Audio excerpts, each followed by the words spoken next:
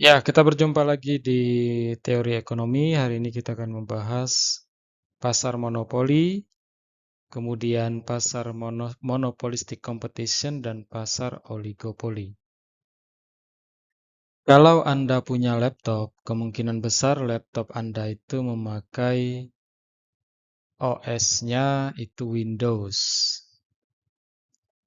Dulu saat baru diluncurkan, Windows tersebut hak ciptanya dipegang oleh Microsoft, yang artinya Microsoft memiliki hak eksklusif untuk membuat dan menjual Windows. Artinya perusahaan lain atau siapapun pihak lain tidak boleh memproduksi dan menjual Windows.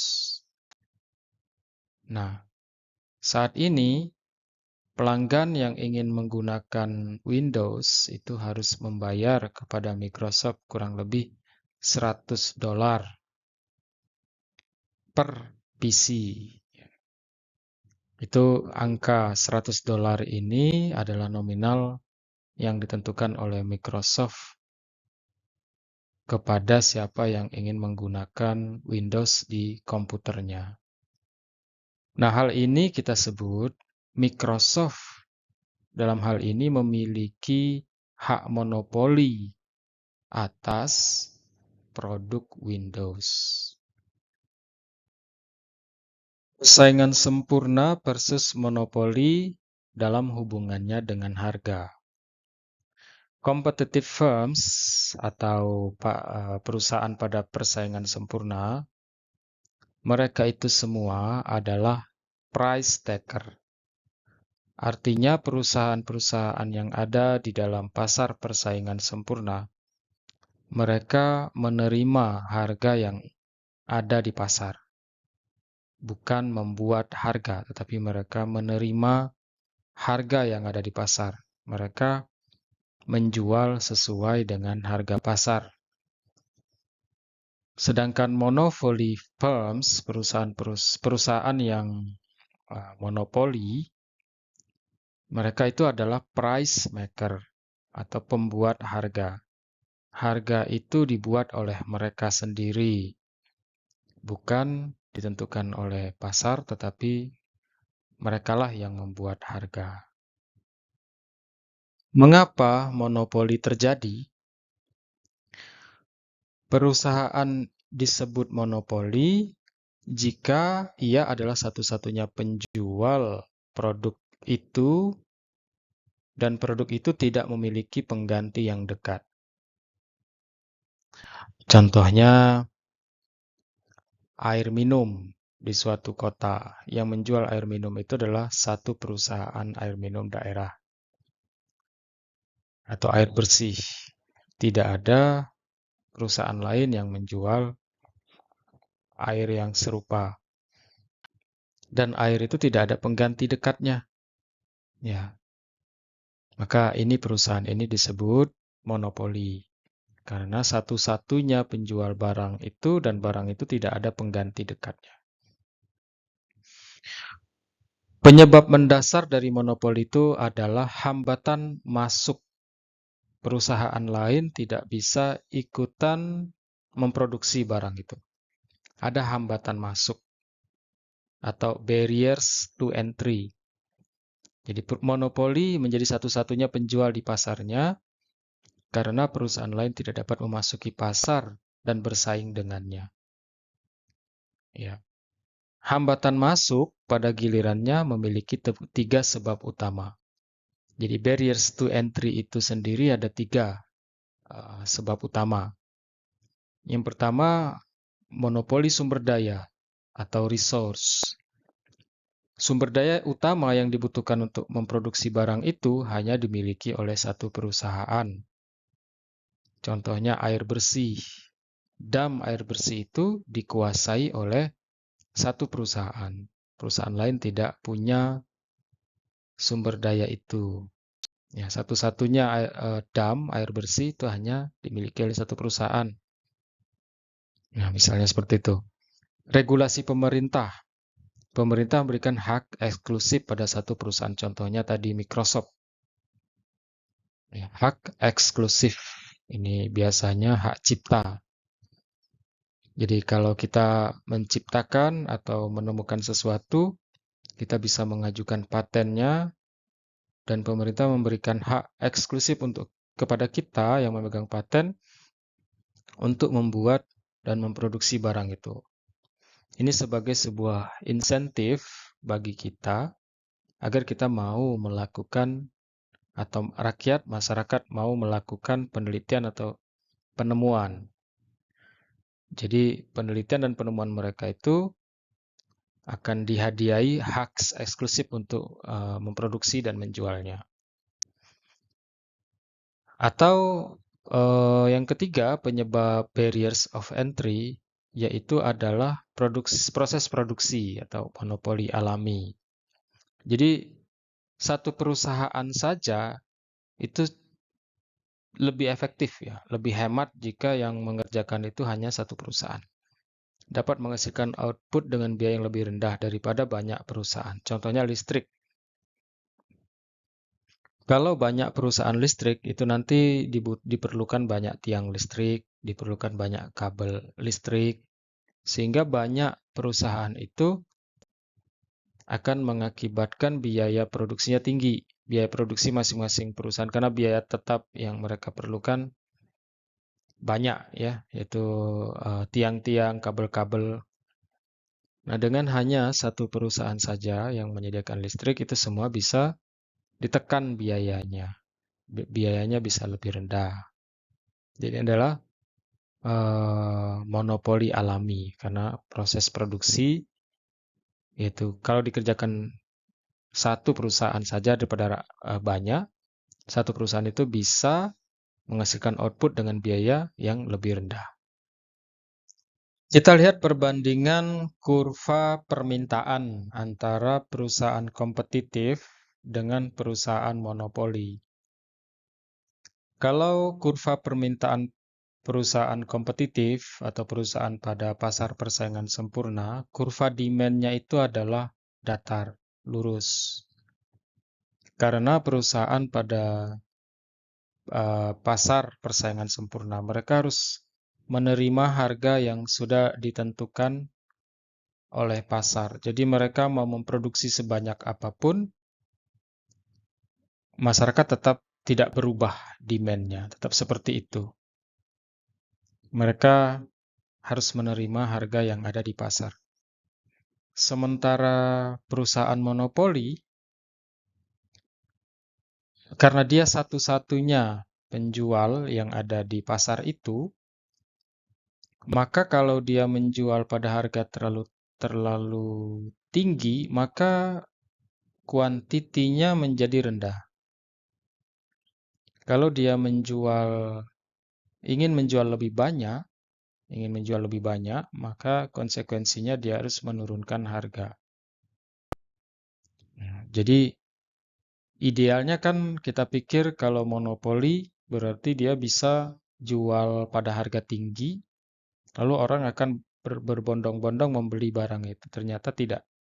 Kalau dia pasang harga tinggi, maka orang akan sedikit yang membeli. Kalau dia ingin banyak yang beli, maka dia harus turunkan harga barangnya itu. Dia di sini adalah price maker, dia pembuat harga di pasar ini. Karena di pasar ini dia adalah satu-satunya penjual, maka dialah yang membuat harga. Tapi kalau di pasar kompetitif, dia itu satu perusahaan ini bukan pembuat harga. Dia harus menerima harga pasar. Harga itu sudah ditentukan oleh pasar. Ya, mau dia produksi berapapun, itu harga tetap segitu. Dia produksi dikit, harga tetap segitu. Dia produksi banyak, harga tetap segitu. Tapi kalau di perusahaan monopoli, kalau dia mau harga tinggi, orang akan beli dikit. Kalau dia mau orang yang beli banyak, maka dia harus menurunkan harganya. Di sini kita lihat sebuah tabel dari monopoli. Kita tahu kalau dia ingin memproduksi yang banyak, tadi dia harus menurunkan harga. Kita lihat di sini seiring makin bertambahnya jumlah kuantiti yang ingin masyarakat beli, ini output artinya yang laku di pasar 8. Kalau ingin laku di pasar 8 galon, maka harganya itu 3 di sini. Harus turun harganya kalau ingin laku 8. Tapi kalau perusahaan monopoli ini memaksakan harga 1 galon itu 9, maka orang yang mau beli paling 2. Nah, jadi terlihat di sini bahwa harga makin banyak kuantitinya, harganya makin turun. Average revenue-nya sama dengan harga. Kalau kita lihat di sini ya. Average itu kan ini 18 bagi 2, 9. 24 bagi 3, 8. Jadi price sama dengan average revenue. Average revenue-nya sama dengan price. Ya, price sama dengan average revenue di sini. Yang menarik adalah marginal revenue. Ya, marginal revenue-nya jadi revenue tambahan untuk setiap memproduksi yang baru atau dirumuskan dengan kenaikan dari total revenue dibagi dengan kenaikan Q. Kalau kita lihat di sini dari 0 ke 10 naik 10 ya. Nah, ini 1. Dari sini 18 naik 8, 8 dibagi kenaikannya 1, 8. Dari 18 ke 24 itu naik 6 ya, 6, 6. Jadi ini naik, 24 ke 28 naik, 28 ke 30 naik. Memproduksi naik ya, ada penyumbangan. Jadi marginal ini sumbangan setiap memproduksi yang baru berapa revenue tambahannya. Kita lihat revenue tambahan tiap memproduksi satu tambahan itu awal-awalnya ada, tetap positif, tapi makin mengecil di sini ya. Tapi tetap ada. Lama-lama dia jadi 0 gitu. Jadi sumbangsih dari yang di sini jadi 0. Kalau makin memaksakan, malah ini negatif, jadinya minus. Jadi secara idealnya itu produksi di 5 atau 6 galon. 5 galon karena itu sudah total revenue paling besarnya gitu ya. Atau kalau mau average revenue di sini. Ya, tapi kalau di sini ini sudah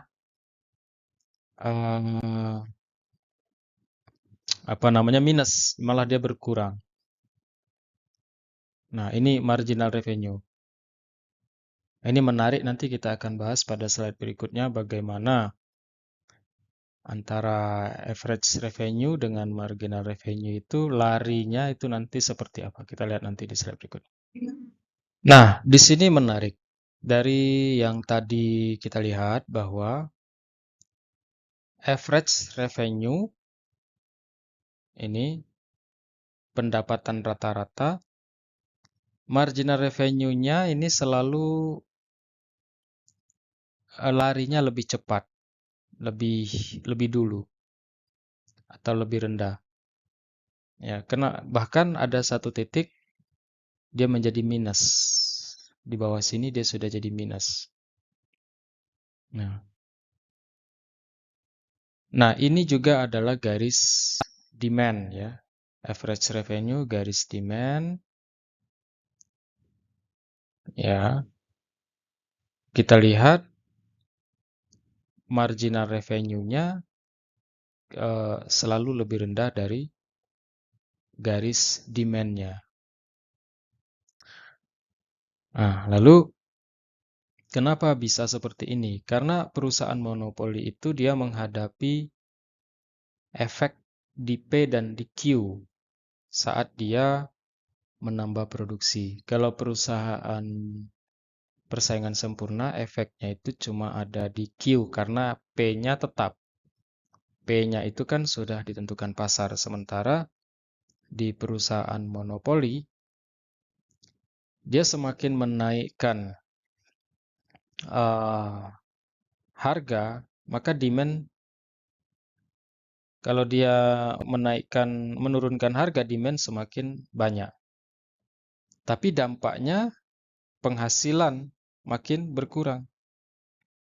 Ya, kalau dia ingin jual lebih banyak lagi, mengikuti demand yang ada, dia bisa-bisa minus begitu. Jadi setiap dia menurunkan harga mengikuti demand, dia semakin marginal revenue-nya semakin berkurang. Ya, seperti itu. Bagaimana profit maximization untuk perusahaan monopoli? Ya, pertama-tama dia melihat dulu marginal revenue-nya. Marginal revenue-nya garisnya seperti apa? Yang mana itu menurun ke bawah. Selalu di bawah garis demand, lebih cepat dari garis demand. Awalnya dia sama di sini, tapi seiring bertambahnya Q, dia berlarinya di bawah. Lalu rasional pilihan bagi perusahaan. Profit, ya, yang mengejar profit, itu adalah memproduksi sampai dengan cost atau biaya produksinya sama dengan marginal cost-nya sama dengan marginal revenue-nya. Jadi kalau dia ngeluarin cost 1000, revenue yang masuk juga 1000. Di situ. Di sini kan cost masih rendah, revenue masih ada. Cost di sini, revenue masih positif. Nah, kalau dia di sini, ini cost-nya udah lebih tinggi dari revenue-nya. Jadi maksimal dia memproduksi terus, dia akan memproduksi terus, revenue lebih tinggi dari cost ya. Marginal revenue harus lebih tinggi dari cost. Terus dia produksi sampai ini bersilangan. Di sini, kalau udah lewat dari sini, maka ini justru cost-nya yang lebih tinggi dari revenue-nya. Marginal cost-nya lebih tinggi dari marginal revenue-nya. Nah, disinilah Qmax atau quantity untuk profit maximization itu di sini. Nah, lalu harga yang dicas kepada pelanggan adalah di harga B, karena ini adalah garis demand. Nah, jadi produksinya di titik A, tapi harga yang ditentukan kepada konsumen itu harga di B, karena B ini adalah garis demand-nya. Ya. Nah, itu dia ya. Lalu hitungan profitnya bagaimana?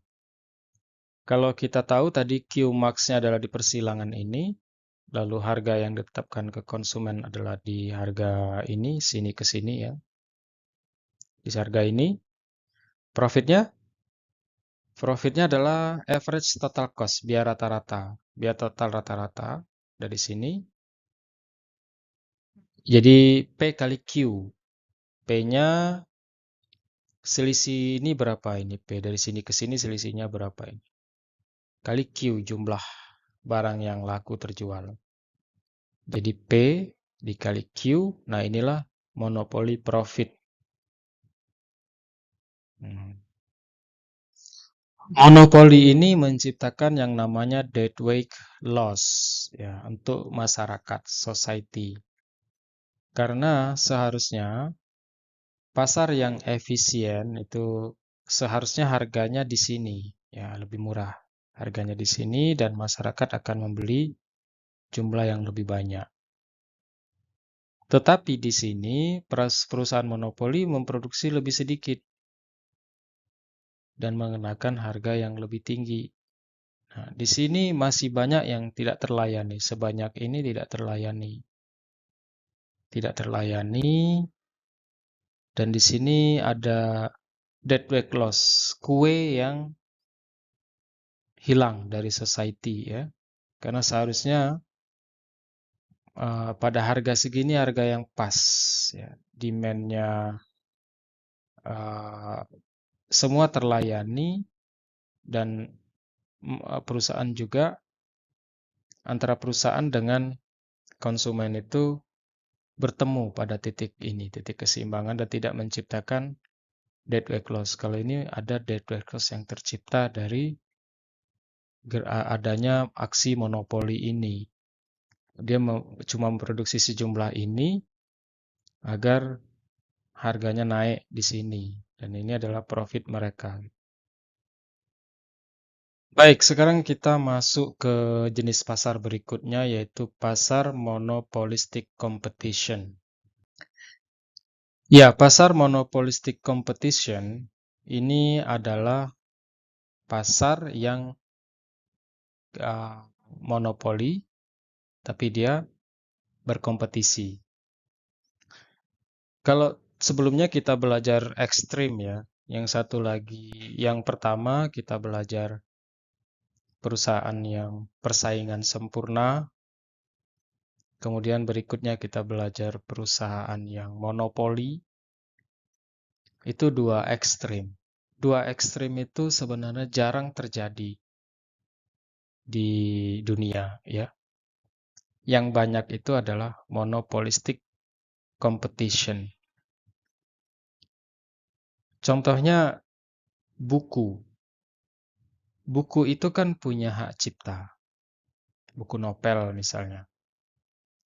Setiap penulis novel itu diberikan hak cipta, hanya dia yang boleh memproduksi dan menjual buku itu. Itu kelihatannya kan monopoli, seperti yang kita pelajari sebelumnya.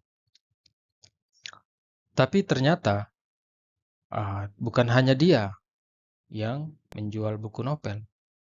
Banyak penulis-penulis lain yang juga menulis buku novel meskipun judulnya beda, isinya beda, tetapi sama-sama buku novel. Ada ratusan, kalau tidak ribuan, para penulis novel. Nah, sehingga meskipun mereka punya hak atas buku, tetapi mereka berkompetisi dengan para penulis lain. Sebenarnya kalau kita lihat di pasar ini yang banyak. Tidak ada misalnya barang itu yang persis. Contohnya,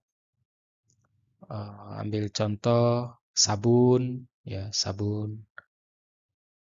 Barang apa saja, baju, ya makanan, itu tidak ada yang sama-sama persis. Jadi jarang kita temukan yang namanya persaingan sempurna atau monopoli. Yang terjadi yang banyak di realita itu adalah monopolistic competition. Jadi perusahaannya banyak, barangnya sedikit mirip tapi beda gitu. Misalnya antara makanan penjual A dengan penjual B walaupun sama-sama makanan, misalnya ayam penyet, tapi beda. Ya, ada perbedaan di situ ya. Nah, ini yang banyak terjadi. Nah, monopolistic competition itu sendiri adalah struktur pasar di mana banyak perusahaan menjual produk yang serupa ini ya. Misalnya sama-sama novel, sama-sama makanan, tetapi tidak identik. Ya, ada perbedaan di novelnya itu dan di makanan atau di produknya itu ada perbedaan, walaupun serupa. Artinya sama-sama berupa novel atau berupa makanan, tapi tidak identik gitu. Ciri-ciri dari perusahaan monopolistik ini apa? Many sellers, banyak penjualnya. Product differentiation, produknya beda. Ya, setiap perusahaan menghasilkan produk yang setidaknya tuh agak beda dari perusahaan lain. Jadi meskipun sama-sama novel, sama-sama makanan, sama-sama pakaian, sama-sama sepatu, sama-sama apapun, itu tidak bisa dibilang 100% mirip ya. Itu ada perbedaan. Ya, ada sedikit perbedaan antara satu dengan yang lain. Ya, jadi oleh karena itu alih-alih menjadi price taker, perusahaan menghadapi kurva permintaan yang normal atau menurun karena ada bukan sebagai monopolistic competition ya. Bukan ya itu tadi. Perusahaan persaingan sempurna. Ya, kurva permintaannya menurun. Artinya kalau dia ingin jual lebih banyak, dia harus menurunkan harganya. Nah, kemudian di sini ada free entry and exit, bebas masuk dan keluar. Semua orang bisa ikut berjualan tanpa ada yang melarang di monopolistic competition ini. Semua orang bebas buka warung nasi, warung makanan. Semua orang bebas untuk bikin novel, bikin buku, ya. Semua orang bebas untuk jual baju dan lain sebagainya. Bisa, tidak ada larangan di situ. Nah, ini atribut atau ciri-ciri dari monopolistic competition. Nah, di sini kita mulai membuat skema tentang pembagian perusahaan. Ya, para ahli ekonomi yang mempelajari industrial organization itu biasanya membagi pasar itu menjadi 4 tipe, ya. Monopoli yang sudah kita pelajari sebelumnya, di mana itu hanya ada satu perusahaan. Oligopoli yang akan kita pelajari setelah ini. Monopolistic competition yang sekarang sedang kita bahas, dan perfect competition yang pertama kali kita bahas kemarin. Nah, jadi ini sebenarnya jumlah perusahaannya ada berapa? Kalau cuma satu perusahaannya, itu disebut monopoli. Cuma satu perusahaan. Kalau ada beberapa, ya berarti 2, 3, 4, ya, dan beberapa saja. Ini oligopoli, kita akan bahas setelah ini, ya. Kalau banyak ini ada dua macam. Kalau banyak itu barangnya pun mirip, misalnya pasar ikan di Laut Natuna, itu kan ikannya mirip, ikannya itu sama, ya. Pasar ikan itu ikannya dari Laut Natuna, identical product gitu. Nah, ini disebut perfect competition. Tapi kalau barangnya itu agak beda, contohnya novel atau buku atau baju atau makanan, ini yang paling banyak di kenyataan realitas seperti ini, ya. Ini disebut dengan monopolistic competition. Ya, kita sekarang berbicara tentang profit maximization dari perusahaan monopolistic competition, ya. Karena goal utama dari perusahaan itu adalah profit. Nah, bagaimana profit maximization-nya? Sama, kita mencari di mana marginal revenue berpapasan dengan marginal cost. Pada titik inilah terjadi quantity untuk profit maximization-nya, ya, di sini. Lalu dia mencharge pada harga demand di sini. Nah, lalu profitnya di mana? Profitnya adalah di average total cost. Perusahaan ini ada di mana? Ada di sini. Nah, ini dari sini ke sini adalah price, yang keuntungan mereka dikali dengan jumlah barang yang laku. P dikali Q, nah ini adalah profit. Lalu perusahaan pada monopolistic competition itu mengalami rugi apabila gimana?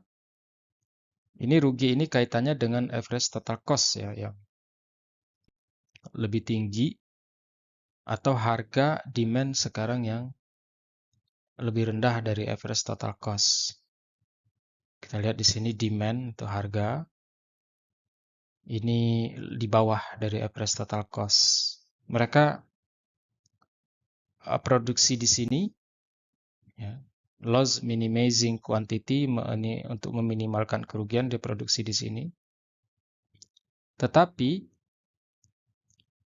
ya, dia mengalami kerugian di sini, ya.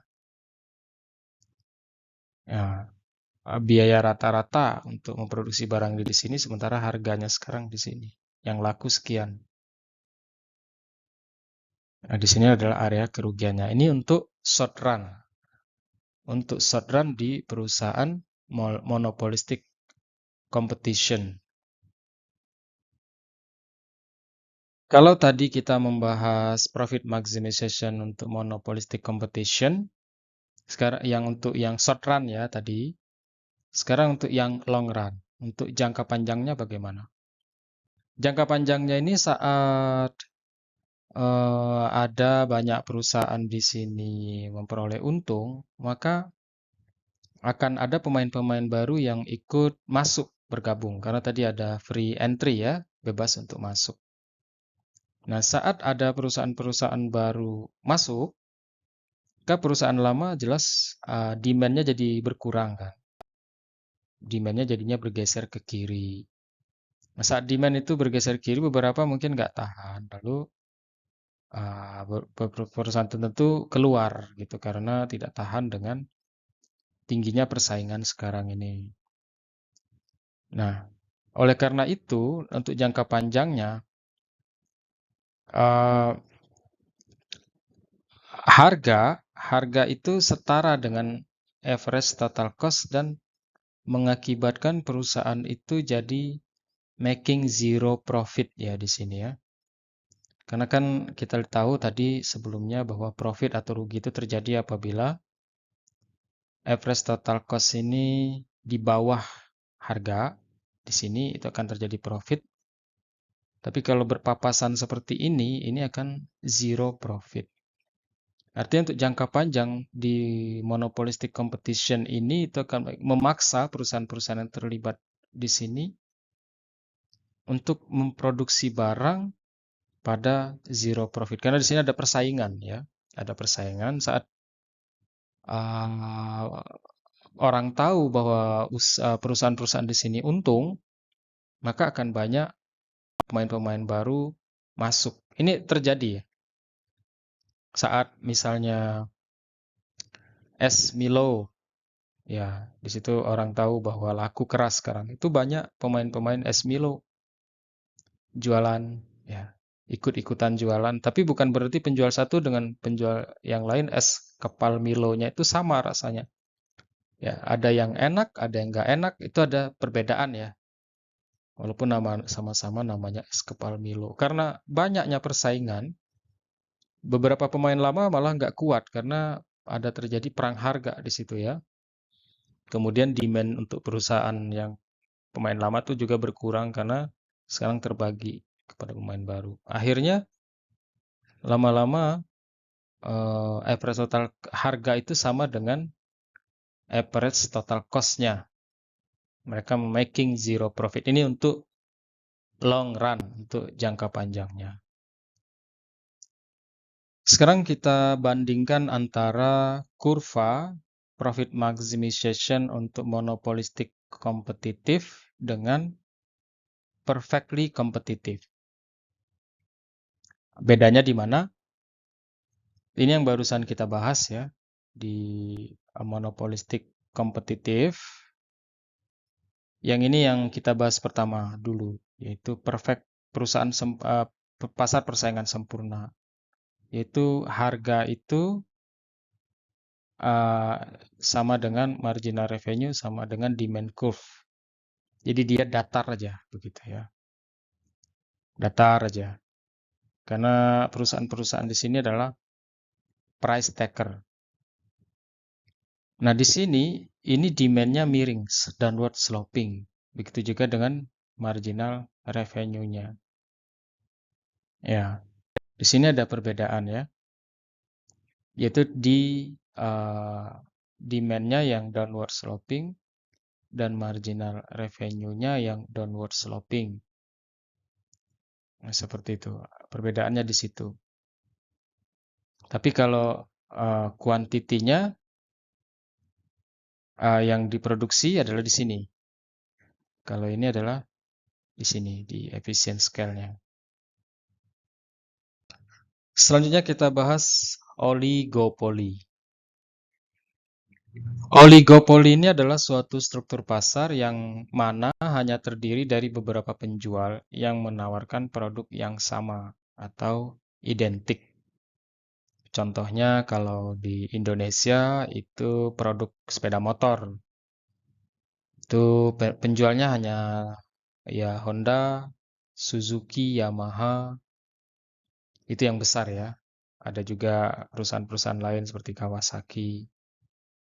Tapi yang besar itu katakanlah tiga tersebut. Ini boleh disebut dengan oligopoli. Produknya sama, ya sama-sama motor ya, dan identik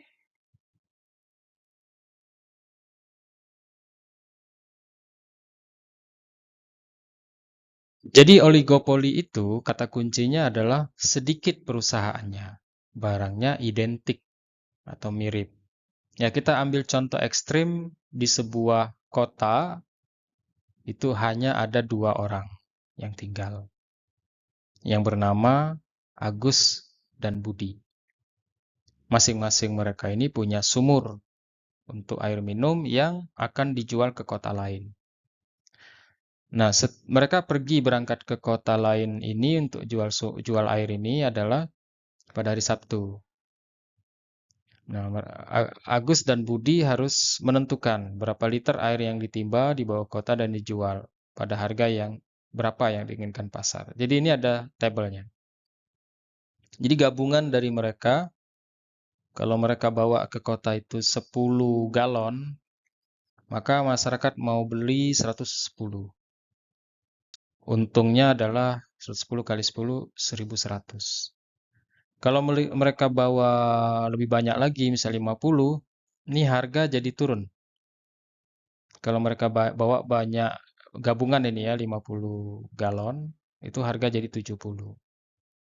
Kalau mereka bawa terlalu banyak, misalnya bawa 110 galon, itu harga tinggal $10 per galonnya. Nah, sekarang kita kan ingin total revenue mereka ini yang paling maksimal. Di sini 3.600 di sini ya. Ya, seharusnya mereka tuh cukup berdua itu 60 galon aja pada harga 60. Di situ mereka berdua itu 3.600. Untung untuk mereka berdua. Kalau mereka berdua produksi lebih banyak, justru mereka menurun di sini total revenue. Nah, yang jadi pertanyaan, yang jadi masalah, Agus dan Budi ini kan mereka tidak berkoordinasi. Ya, mereka tidak koordinasi berapa yang ditimba, yang dijual Agus, berapa yang dijual Budi, mereka kan nggak koordinasi. Ya bisa aja misalnya yang satu bawa 100, yang satu bawa 100 juga. Nah, kalau itu terjadi, ini air malah nggak ada harganya di sini ya. Nah, di situ. Atau satu bawa 20, satu bawa 20, maka harga jadi 80. Mereka tidak koordinasi, jadi nggak tahu. Kalau mereka koordinasi, maka keduanya itu yang paling profit maximization itu di 60 kalau kita lihat di tabel ini. Ya. Nah, oleh karena itu ini menimbulkan mungkin kita beranggapan, kenapa Agus dan Budi itu tidak kerja sama aja, berkolusi, bersepakat di antara perusahaan tentang jumlah yang akan diproduksi dan harga yang harus dibebankan. Pada tadi 60 galon, pada harga 60 kan, mereka berdua bersepakat antara Agus dan Budi. Ya, itu kalau mereka mau sepakat. Ya. Atau melakukan kartel. Sekelompok perusahaan, ini sekelompok ya, bertindak seragam. Mereka melakukan kartel atau kolusi. Tapi kadang-kadang sulit untuk orang itu sepakat. Mungkin karena ego dari masing-masing. Ya mungkin ada ingin menjatuhkan yang lain dan lain sebagainya, gitu ya. Nah, jadi kesimpulannya, oligopoli itu yang hanya ada beberapa perusahaan menjual barang serupa, itu memaksimalkan profitnya dengan membentuk kartel. Atau kalau mereka membentuk kartel, itu nanti jatuhnya bagan-bagan atau tabel atau kurvanya itu perusahaan monopoli ya. Kita pakai kurva-kurva perusahaan monopoli. Tapi jika oligopolis membuat keputusan dalam level perusahaan secara individual, maka hasilnya adalah kuantitas yang lebih besar dan harga yang lebih murah daripada monopoli skenario. Ya. Makin banyak perusahaan dalam oligopoli, maka semakin dekat jumlah barang. Nah, jadi kalau mereka di perusahaan oligopoli ini banyak perusahaan makin bertambah, maka skenarionya akan menjadi persaingan sempurna. Ya. Jadi prisoner's dilemma terjadi saat menjaga kepentingan sendiri, mencegah orang untuk melakukan kerjasama. Jadi banyak Prisoner's Dilemma ini kalian boleh untuk riset aja Prisoner's Dilemma itu seperti apa. Jadi ini nanti kasusnya banyak Prisoner's Dilemma ini. Jadi kenapa orang tuh tidak bekerja sama? Padahal mungkin kerjasama itu akan menguntungkan semua pihak. Nah ini ada namanya Prisoner's Dilemma. Ini biasa terjadi saat menjaga kepentingan sendiri, ya, mencegah orang untuk melakukan kerjasama. Ya, contohnya Amerika dengan Rusia. Kalau bekerja sama misalnya yang satu nuklirnya dinonaktifkan, satu juga kadang terjadi kalau saya nanti menonaktifkan nuklir saya, gimana kalau di sana menyerang saya? Kan begitu.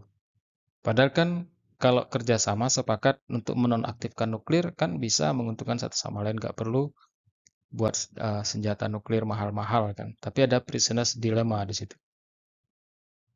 Ya, pemerintah karena desakan dari masyarakat itu membuat kebijakan anti monopoli ya untuk perusahaan oligopolis ini supaya jangan terjadi bekerja sama untuk mengurangi persaingan karena apabila tidak ada maka mereka akan membentuk monopoli yang mana itu merugikan masyarakat seperti itu.